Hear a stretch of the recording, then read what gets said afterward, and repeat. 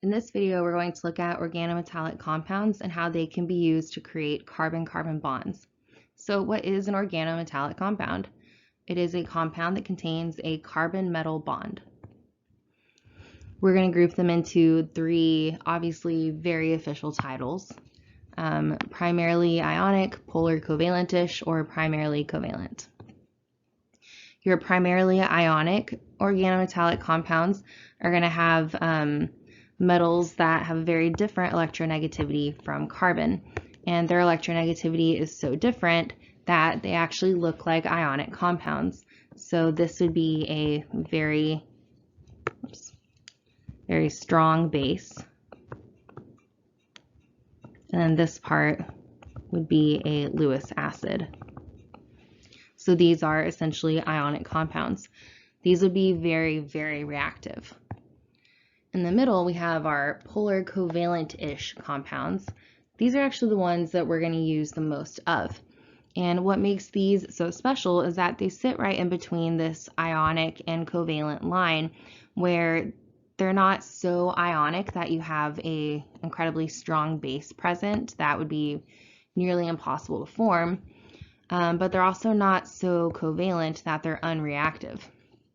So when you're looking at these, they do in fact have a bond between them, a covalent bond, a shared pair of electrons, but you're going to have a really significant partial negative on the carbon and a partial positive on the metal. And then your primarily covalent bonds include lead, tin, mercury, thallium. These are going to be so covalent that they are essentially unreactive. So our sweet spot here is in the middle, not so reactive that we can't control them, and not so unreactive that nothing happens. So our first type of compound is going to be the organolithium compound. So if you take an alkyl halide and react with 2 equivalents of lithium metal, I also want to note that when it's not the lithium cation, it's lithium metal, and a lot of times you'll see a 0 put as superscript to tell you that there is a charge of 0, which means it is the metal and not a cation. And the lithium is actually going to take the place of the halogen, so you end up with an organolithium compound. So for example, if you have 1 bromobutane and you react it with 2 equivalents of lithium, you would end up with what we call an alkyl lithiate, or in this case, N-butyl lithium. N-butyl is another way of indicating that the substitution is on the first carbon of the butane group. So N-butyl lithium. Very reactive, very common base used in organic chemistry.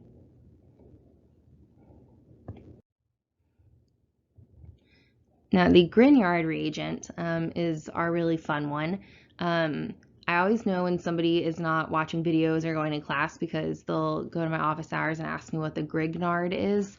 It's Grignard, and Victor Grignard actually won the Nobel Prize in 1912, which is the year the Titanic sank, for the discovery of the Grignard reagents. So these were made by taking an alkyl halide and adding in magnesium metal in ether. And what you'll notice is that the magnesium is not displacing the halogen, it's actually inserting itself between the carbon and the halogen. So instead of completely kicking it out, it becomes a part of the molecule right in between. You can do this with alkyl halides, or you can do it with aryl halides. So for example, you could make one with a bromomethane, insert the magnesium between the bromine and the methane. And the way that you interpret this is it essentially acts like you have a methane anion and then a counter ion. That's not actually true. You do have a true covalent bond between these two atoms, but the behavior of the Grignard reagent is as if you had created an anion. So these here are your Grignard reagents.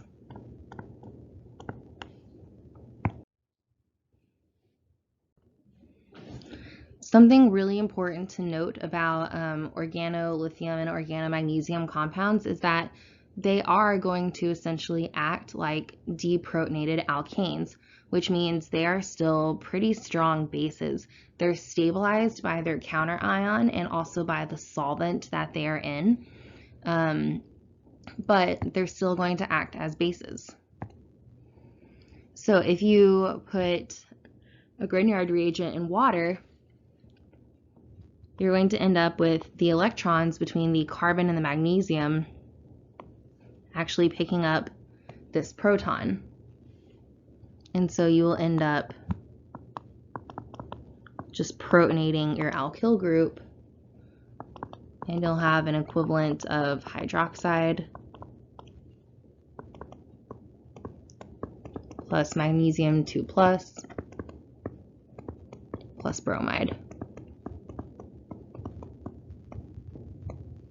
So that's probably not what you were aiming for when you were trying to use the Grignard. Same thing if you add a Grignard to an alcohol, you're going to have the electrons here picking up the acidic proton from the alcohol.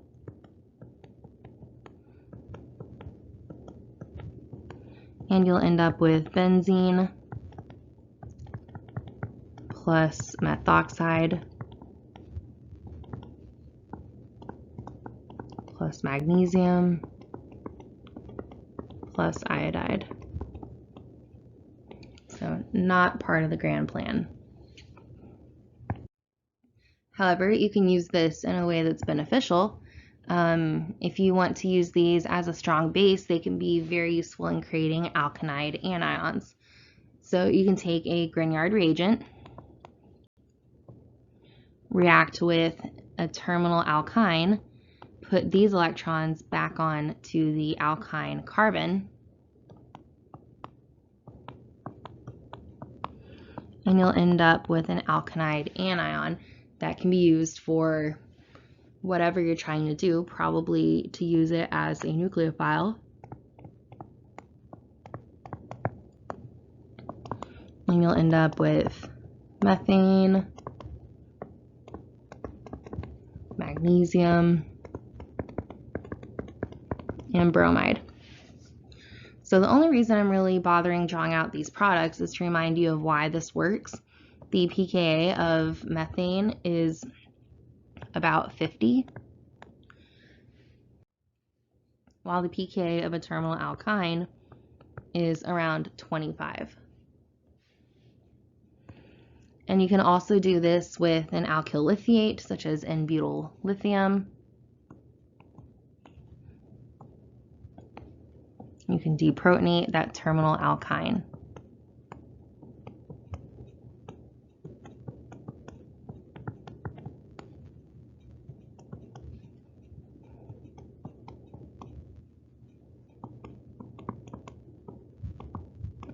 And then you would have lithium as your counter ion.